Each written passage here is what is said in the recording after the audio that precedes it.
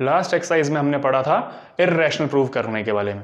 आज हमारे पास में टॉपिक है कि हम कोई पर्टिकुलर नंबर को without even doing long division method कैसे समझ सकते हैं या देख के बता सकते हैं कि ये इसका जो एक्सपेंशन होगा, डेसिमल एक्सपेंशन होगा, वो नॉन टर्मिनेटिंग होगा या टर्मिनेटिंग होगा। और नॉन टर्मिनेटिंग में भी रिपीटिंग, क्योंकि हम रैशनल नंबर की बात कर रहे हैं, इर्रेशनल की बात नहीं कर रहे हैं। तो आज का टॉपिक रहेगा without even doing long division. हमको फाइंड आउट करना है कि जो हमारे पास में गिवन रैशनल नंबर है वो टर्मिनेटिंग होगा या नॉन टर्मिनेटिंग रिपीटिंग होगा। ठीक है, तो देखिए फर्स्ट क्वेश्चन है। फर्स्ट क्वेश्चन का हमारे पास में first, seventh and eighth part हम करने वाले हैं। बाकी जितने भी पार्ट्स हैं आप असाइनमेंट में करेंगे। ठीक है, पहले इनको करने से पहले एक बेसिक समझते हैं।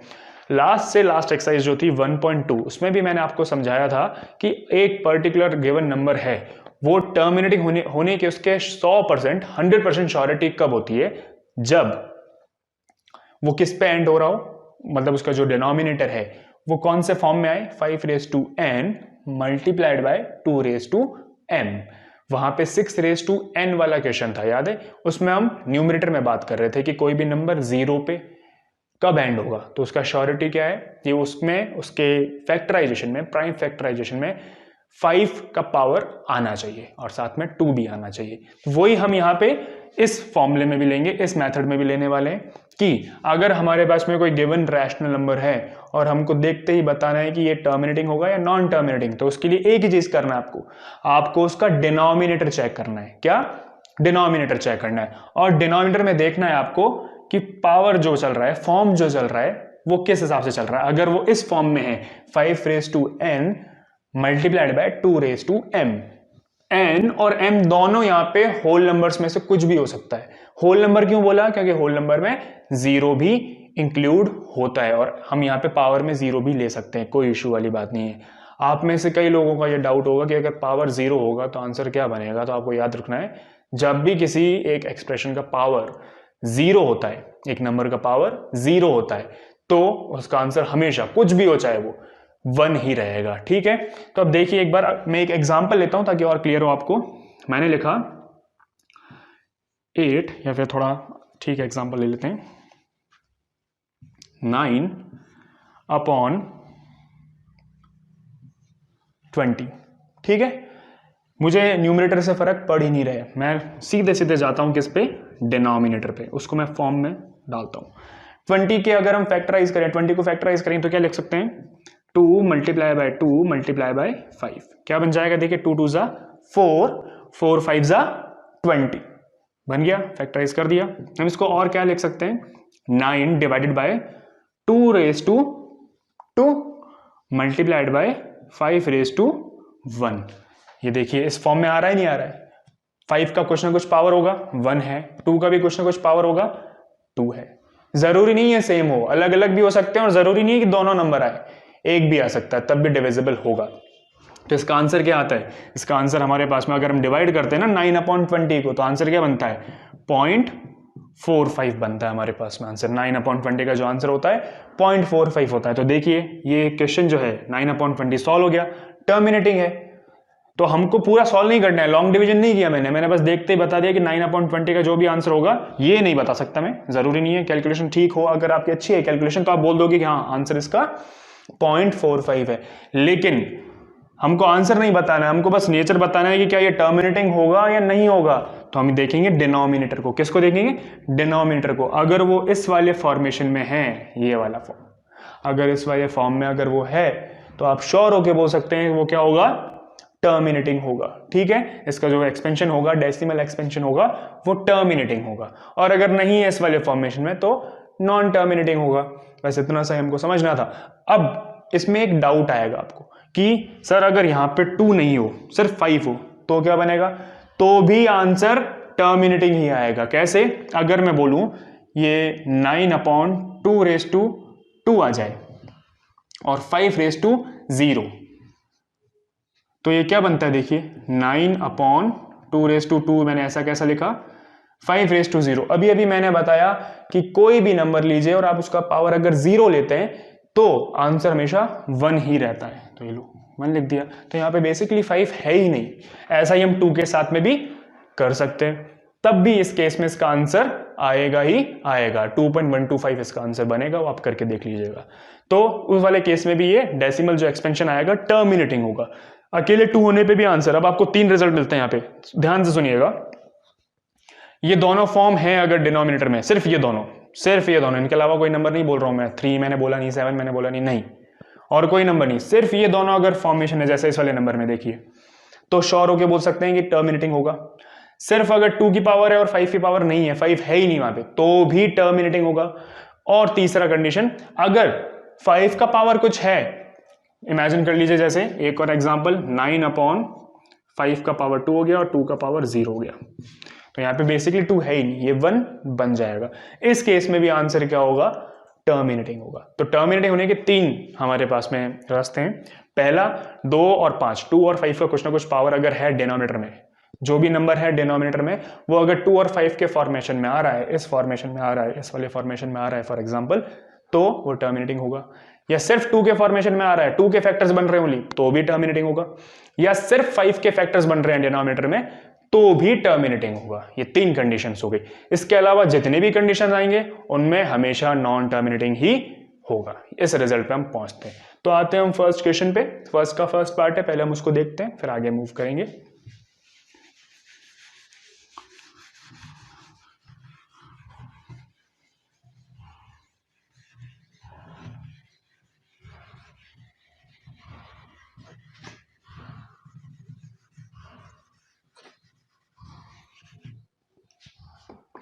अब क्वेश्चन है 13/3125, 31 अब मैं क्या करता हूं, 3125 जो है उसके प्राइम फैक्टर्स निकालता हूं मैं।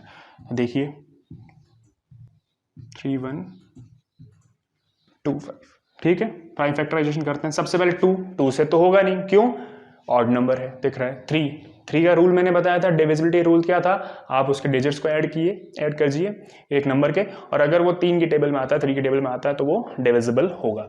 तो 5 + 2 7, 7 + 1 8, 8 + 3 11, नहीं हो सकता 3 से भी, तो हम सीधे 5 पे मूव करते हैं। अगला प्राइम नंबर 5 है। 5 6 30, मूव करेंगे। 5 2 10, 5 5 25, अगेन 5 समझाएंगे तो हो जाएगा 25, अगेन 125, सॉरी, फिर 25 5 5। ये आप आराम से खुद भी कर सकते हैं प्राइम फैक्टराइजेशन। पावर क्या बनेगा देखिए, 3125 को मैंने अगर प्राइम फैक्टराइज किया तो क्या आएगा, 1 2 3 4 5, मतलब 5 का पावर कितना आएगा, 5।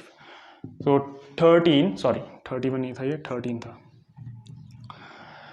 13/3125 को मैं क्या लिख सकता हूं, 13/5⁵5। तो अभी मैंने क्या बताया था, आप कब श्योर होके बोल सकते हैं कि एक पर्टिकुलर फ्रैक्शन जो है, एक रैशनल नंबर है, वो टर्मिनेटिंग होगा या नॉन टर्मिनेटिंग रिपीटिंग होगा। डिनोमिनेटर को देखिए क्या आ रहा है, सिर्फ 5 का पावर आ रहा है, इसका मतलब 2 का पावर कितना है, यहाँ पे कुछ भी नहीं है, तो हम क्या बोल सकते हैं, 2 का पावर कितना है, 0। तो डिनोमिनेटर कौन से फॉर्म में आ रहा है, 5 और 2 के कुछ फॉर्म्स में आ रहा है, तो इसका मतलब ये नंबर क्या होगा, टर्मिनेटिंग होगा। तो इसका रिजल्ट क्या निकलता है, इसका जो डेसिमल एक्सपेंशन आएगा, सॉल्व नहीं करना, निकालना नहीं हमने को, बस बताना है कि नेचर क्या होगा। तो इसका नेचर होगा टर्मिनेटिंग। तो डेसिमल जो एक्सपेंशन आएगा इसका, वो क्या आएगा, टर्मिनेटिंग आएगा। ये हुआ हमारा फर्स्ट क्वेश्चन। अब हम देखते हैं इसका 8th पार्ट है। 8th पार्ट में भी हम देख सकते हैं एक चीज़ है, ये मैंने स्पेसिफिकली क्यों लिया है, इसका रीज़न पता चल जाएगा आपको।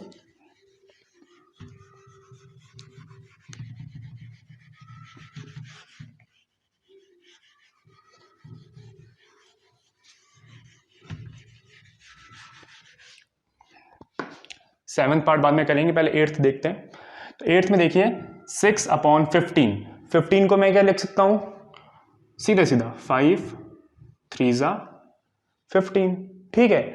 अब आप यहां पे बोलेंगे, समझना इस चीज को, आप यहां बोलेंगे सर आपने बोला था कि डिनोमिनेटर में 5 या 2 आना चाहिए, उसके अलावा अगर कोई नंबर आता है तो वो फिर नहीं होगा। तो आप उस लॉजिक पे अगर जाएं तो आप तो सीधा यही बोल देंगे 3 आ गया, ये तो नॉन टर्मिनेटिंग बनेगा, लेकिन ऐसा नहीं है। आपको अगर कैंसिल आउट हो रहा हो तो वो भी करना है, जो कि यहाँ पे पॉसिबल है। कैसे, 3 1 3 एंड 3 2 6। तो एक्चुअल में जो लोवेस्ट रिड्यूस्ड फॉर्म आया वो क्या आया, 2/5। तो इस नंबर को एक्चुअली सॉल्व करने पे क्या बना, 2/5। अब आप देखिए डिनोमिनेटर में क्या है, ओनली 5 है, क्या ये टर्मिनेटिंग होगा, हाँ ये टर्मिनेटिंग होगा। तो मैं क्या बोलूंगा, डेसिमल एक्सपेंशन क्या होगा इसका, इस नंबर का, रैशनल नंबर का टर्मिनेटिंग होगा।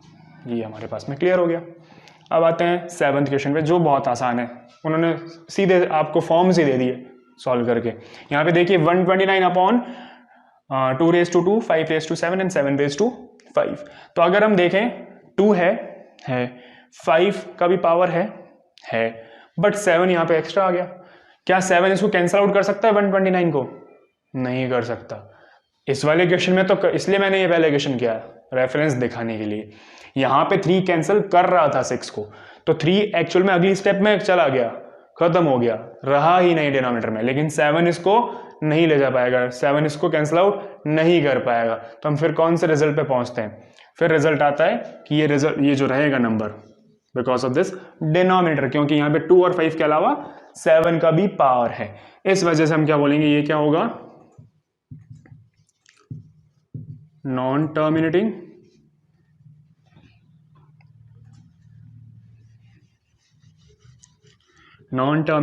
And repeating.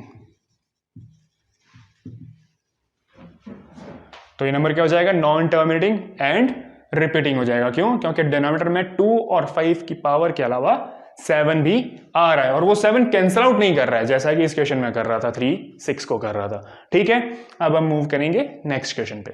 अब हम करेंगे सेकंड क्वेश्चन। सेकंड क्वेश्चन में क्या करना है, मैं आपको एक ही पार्ट करवाने वाला हूं क्योंकि ये बहुत ईजी सा क्वेश्चन है। इसमें आपको लॉन्ग डिविजन करना है और लॉन्ग डिविजन आपको सबको आता है, मैं ये मान के चल रहा हूं। ठीक है, तो फर्स्ट क्वेश्चन में जिन क्वेश्चंस के डेसिमल एक्सपेंशन टर्मिनेटिंग थे उन क्वेश्चंस के आपको डेसिमल एक्सपेंशन शो करने हैं बाय लॉन्ग डिवीजन इस क्वेश्चन में। तो फॉर एग्जांपल जैसे एक ये पार्ट था, सेकंड पार्ट था शायद ये 17/8, तो इसका आपको लॉन्ग डिवीजन शो करना है। ये टर्मिनेटिंग था हमारे पास में 17/8, तो आप 8 को डिवाइड करेंगे 17 में, बहुत ईजी है। 8 2 जा 16, 1 रिमाइंडर आ जाएगा, पॉइंट ले लेते हैं हम, पॉइंट की वजह से यहाँ पे 0, 8 2 जा 16, कितना आएगा, सॉरी 8 1 जा 8, 8 1 जा 8, 2 यहाँ पे रिमाइंडर आ जाएगा, अगेन 0, 8 2 जा 16 और यहाँ पे 4 रिमाइंडर आ जाएगा, तो हम अगेन 0 ले सकते हैं, 40, 8 5 जा 40, तो क्या आ जाएगा 2.125। ये इसका डेसिमल एक्सपेंशन है, लॉन्ग डिवीजन से शो कर दिया हमने। बस यही करना है आपको इस क्वेश्चन में। तो जितने भी फर्स्ट क्वेश्चन में टर्मिनेटिंग थे, जिनके डेसिमल एक्सपेंशन बन सकते थे और टर्मिनेटिंग थे, उन सबको आपको यहाँ पे लॉन्ग डिवीजन से क्या करना है, शो करना है। बाकी जितने भी पार्ट हैं वो थोड़े बड़े बड़े हैं, तो 10th में है तो आपको सॉल्व तो करना ही पड़ेंगे, तो हम उस पर ही चलने वाले हैं। अब हम मूव करेंगे नेक्स्ट क्वेश्चन पे, थर्ड क्वेश्चन पे। इस सेकंड क्वेश्चन में बस मैं यही करवाने वाला हूँ। पहले मैं सोच रहा था ये भी नहीं करवाऊँ, असाइनमेंट में ही दे दूँ, बट ठीक है, आपको एक आइडिया लग जाएगी लॉन्ग डिवीजन में करना है अपने को। ठीक है, अब चलते हैं हम थर्ड क्वेश्चन पे। एक्सरसाइज 1.4 का ये लास्ट क्वेश्चन है। इस क्वेश्चन में हमको क्या बोल रखा है, तीनों पार्ट ही मैंने लिख दिए यहाँ पे ताकि हम तीनों पार्ट सॉल्व कर लें, बहुत ईजी है। क्योंकि फर्स्ट पार्ट है जो बोल रहा है 43.123456789, वहीं पे खत्म हो गया। पहले हम समझते हैं क्वेश्चन बोलना क्या चाह रहा है। क्वेश्चन में हमको बोल रखा है कि आपके पास में जो ये पार्ट्स हैं आपको पहचानना है क्या ये रैशनल है या इररैशनल है। पहला काम है क्या ये रैशनल है या इररैशनल, आप तो पहले ये पहचानो। फिर अगर रैशनल है, अगर कोई नंबर रैशनल है तो वो कौन से फॉर्म में लिखा जा सकता है, P/Q फॉर्म में। फिर आगे उन्होंने क्वेश्चन में क्या बोला है, अगर रैशनल है तो क्या होगा, P/Q फॉर्म में लिखा जा सकेगा। तो आपको फाइंड आउट करना है जो रैशनल नंबर होगा उसका जो डिनोमिनेटर होगा, जो P/Q फॉर्म में लिखा जब जाएगा उस नंबर को, जैसे ये इमेजिन कीजिए ये नंबर है, ये रैशनल ही होगा, अभी बताऊंगा क्यों होगा, इसको मैं P/Q फॉर्म में एक्सप्रेस कर सकता हूं। तो मुझे ये शो करना है कि Q जो होगा क्या वो 2n में होगा या 5m में होगा या दोनों ही हो, 2n 2n 5m, इस वाले फॉर्म में भी हो सकता है। तो देखिए अब समझाता हूं मैं। सबसे पहले फर्स्ट पार्ट है 43.123456789, 9। डेसिमल के बाद में आप इंडिविजुअल नंबर बोलते हैं, ठीक है। तो ये नंबर है हमारे पास में, ये देखिए यहाँ पे आगे क्या कहीं पे डॉट डॉट डॉट जा रहा है, नहीं, ये नंबर यही 9 पे खत्म हो गया, ओवर हो गया। तो इसका मतलब ये क्या हो गया, टर्मिनेट हो गया। तो जो नंबर डेसिमल एक्सपेंशन में टर्मिनेट हो जाए वो क्या होता है, रैशनल तो है ही है, साथ में टर्मिनेटिंग है। तो ये क्या हो गया, रैशनल है सबसे पहला, एंड साथ में टर्मिनेटिंग है, रिपीटिंग नहीं है, रिपीट नहीं हो रहा है कुछ भी यहाँ पे। अगर टर्मिनेटिंग है और रैशनल है तो पी बाई क्यू फॉर्म में भी लिखा जा सकता है। अब क्यू क्या होगा, आप हमेशा ध्यान रखिए जब कोई नंबर टर्मिनेटिंग होता है, तो अभी मैंने फर्स्ट क्वेश्चन में अभी आपको एड्रेस किया था, अगर कोई नंबर टर्मिनेटिंग है, रैशनल नंबर है और टर्मिनेटिंग है, तो क्या होगा, उसका जो डिनोमिनेटर होगा वो तो या तो 2n फॉर्म में होगा या 5m फॉर्म में होगा, या दोनों ही फॉर्म में, दोनों एक साथ भी आ सकते हैं, 2n मल्टीप्लाइड बाय 5m, दोनों ही फॉर्म में ये हो सकता है।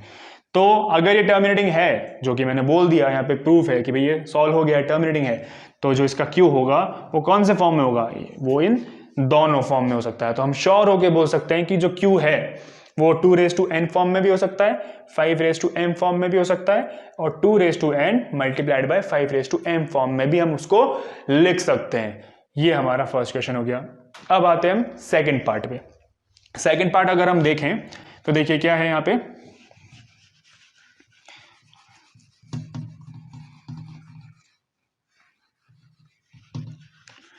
सेकंड पार्ट में क्या, पहले सबसे पहले देखते हैं क्या ये नंबर टर्मिनेट हो रहा है क्या।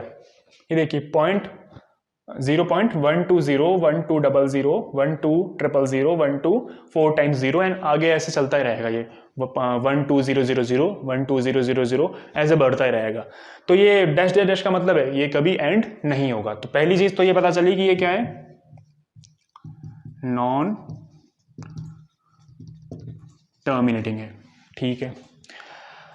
अब अगर ये नॉन टर्मिनेटिंग होने के साथ में रिपीटिंग होता तो ये काउंट होगा किसमें, काउंट होता रैशनल में। बट ये नॉन टर्मिनेटिंग तो है ही है, साथ में नॉन रिपीटिंग भी है, एक फॉर्मेशन रिपीट नहीं कर रहा। आपको लग रहा होगा देखने से कि 120 120 120 रिपीट हो रहा, नहीं, 120 उसके बाद में 120 आना चाहिए था, लेकिन 120 नहीं आया, क्या है 1200, फिर आगे क्या है 12000, फिर अगला क्या आया है 124 टाइम्स 0। इसका मतलब क्या है कि एक सेम फॉर्मेशन वापस रिपीट नहीं हो रहा है। तो ये रिपीट नहीं हो रहा है तो क्या हो गया, नॉन रिपीटिंग। नॉन रिपीटिंग होते ही आप श्योर हो जाओ ये नंबर कौन सा होगा, फर्स्ट लेक्चर में बताया था, अगर कोई नंबर नॉन रिपीटिंग है और नॉन टर्मिनेटिंग है तो वो रैशनल नहीं होता, वो क्या होता है, इररैशनल। तो सेकंड नंबर जो है हमारे पास में क्या बनेगा, इररैशनल बनने वाला है, ठीक है। ये हो गया सेकंड पार्ट इसका। अब आते हैं हम थर्ड पार्ट पे।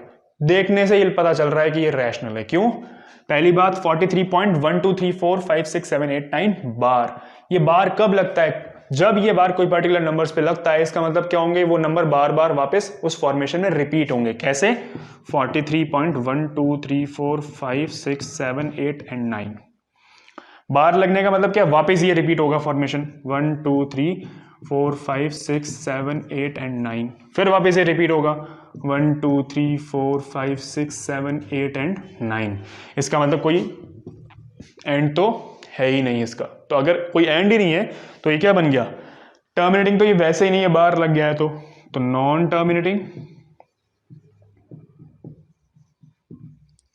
एंड क्या नॉन रिपीटिंग है, नहीं, ये रिपीट हो रहा है एक फॉर्मेशन, 1 से लेकर 9 तक का जो फॉर्मेशन है वापस रिपीट हो रहा है, वापस रिपीट हो रहा है, और बार बार इन्फिनिटी तक रिपीट ही होता रहेगा। तो इसका मतलब क्या हुआ, ये हो गया repeating, only repeating, non repeating नहीं, रिपीटिंग। ये हो जाएगा रिपीटिंग। तो कोई नंबर अगर नॉन टर्मिनेटिंग है और साथ में रिपीटिंग है, रिकरिंग है, वापस बार बार अकर हो रहा है वो फॉर्मेशन, तो वो कौन सी कैटेगरी में आता है, रैशनल नंबर की कैटेगरी में आता है। तो हमारे पास में जो ये नंबर है वो कौन सा नंबर बनेगा, रैशनल बनेगा। तो पहली चीज तो हमको पता चल गई कि ये नंबर रैशनल है। रैशनल है तो पी बाई क्यू फॉर्म में भी लिखा जा सकता है, ठीक है। अब क्वेश्चन ये उठता है, जब मैं इसको पी बाई क्यू फॉर्म में लिखूंगा, वही फर्स्ट क्वेश्चन वाला आंसर है इसका। अगर मैं इसको यहाँ पे पी बाई क्यू फॉर्म में लिख सकता हूं, क्योंकि रैशनल है तो पी बाई क्यू फॉर्म में लिखा जा सकता है। तो क्यू जो होगा डिनोमिनेटर में जो होगा, क्या वो 2 रेज टू n या 5 रेज टू m या 2 raise to n into 5 raise to m वाले फॉर्मेशन में होगा? नहीं होगा। फर्स्ट क्वेश्चन जो है इस एक्सरसाइज का, उसमें हमने यही तो डिस्कस किया था। अगर कोई नंबर का decimal expansion non terminating and repeating है, इसका मतलब क्या है, उसके डिनोमिनेटर में 2 रेज टू m नहीं है या 5 रेज टू n भी नहीं है, या दोनों ही 2 रेज टू n और 5 रेज टू m नहीं है। इसका मतलब क्या हो गया, यहां पे q नहीं होगा। क्या नहीं होगा? 2 रेज टू n या 5 रेज टू m या बोथ, और बोथ क्या 2 raise to n multiplied by 5 raise to m, ये दोनों ही ये फॉर्मेशन नहीं बन सकते हैं यहाँ पे। तो इस तरह से हमारा ये चैप्टर अब कंप्लीट हो गया है। रियल नंबर्स हमने कंप्लीट कर लिया है। अब आपको एक चीज ध्यान रखनी है इस चैप्टर से रिलेटेड, हमने इस चैप्टर में 4 मेन टॉपिक्स पढ़े हैं जो आपको याद रखने हैं, जो एग्जाम पॉइंट ऑफ व्यू से बहुत ज्यादा सही है। पहला, आपको यूक्लिड्स डिवीजन एल्गोरिथम बहुत अच्छे से आना चाहिए, और उसके ऊपर बेस्ड आपको HCF भी क्लियर होना चाहिए कि आप HCF कैसे फाइंड आउट करेंगे। सेकंड, जो फॉर्मेशन वाले क्वेश्चंस होते हैं, जब आपको वर्ड प्रॉब्लम्स के हिसाब से थ्योरेटिकली लिखवा के प्रूव करवाते हैं, जैसे 2m+1 वाले क्वेश्चन हो गए। फर्स्ट एक्सरसाइज का लास्ट क्वेश्चन था 9m और 9m+1 और 9m+8 वाला क्वेश्चन। तो ये वाले क्वेश्चंस जो हैं, इनकी हम एक्स्ट्रा प्रैक्टिस करेंगे जब स्कूल वापस रीस्टार्ट होगा, तब हम अगेन RD स्टेटमा से भी थोड़े बहुत क्वेश्चंस देखेंगे, और कुछ क्वेश्चंस मैं और अपलोड करूंगा RD से एक्स्ट्रा क्वेश्चंस वाले सेगमेंट में, ठीक है। और साथ में फिर आता है थर्ड अपने पास में, इर्रेशनल प्रूव करने वाला, कि आपको नंबर्स को क्या प्रूव करना हो, इर्रेशनल। ये थर्ड टाइप का इंपॉर्टेंट क्वेश्चन हो गया है इस चैप्टर से रिलेटेड, जो कि हमने आज ही पढ़ा है, √5 वाला, √2 वाला, √3 वाला। फोर्थ आता है हमारे पास में कि आपको एक वर्ड प्रॉब्लम गिवन होगा, उस वर्ड प्रॉब्लम को देख के आपको समझना है कि हमको HCF फाइंड आउट करना है या LCM फाइंड आउट करना है। तो वो भी इंपॉर्टेंट क्वेश्चन है, तो उसका भी मैंने एक इजी तरीका भी बताया था और एक लॉन्ग मेथड भी था। तो दोनों में से आपको जो समझ में आया हो, जो ज्यादा क्लियर हो, आप उसके अकॉर्डिंग जा सकते हैं। कोई प्रॉब्लम वाली बात उसमें नहीं है, कोई इशू उसमें नहीं है। तो ये 4 तरह के क्वेश्चन है, इन पे आप ज्यादा से ज्यादा प्रैक्टिस करिए इस चैप्टर से रिलेटेड। एग्जाम्पलर से भी कर सकते हैं, RD से भी कर सकते हैं, और साथ में NCERT के एग्जाम्पल्स भी आप साथ में कर सकते हैं। तो ये आपका असाइनमेंट भी हो जाएगा एक तरह से, हॉलीडे जो चलने वाले नेक्स्ट, वो हॉलीडे होमवर्क भी हो जाएगा, ठीक है। अब हम मूव करेंगे नेक्स्ट क्लास में, नेक्स्ट लेक्चर में, सेकंड चैप्टर पे, जो कि है पॉलिनोमियल्स। आज के लिए इतना ही, थैंक यू।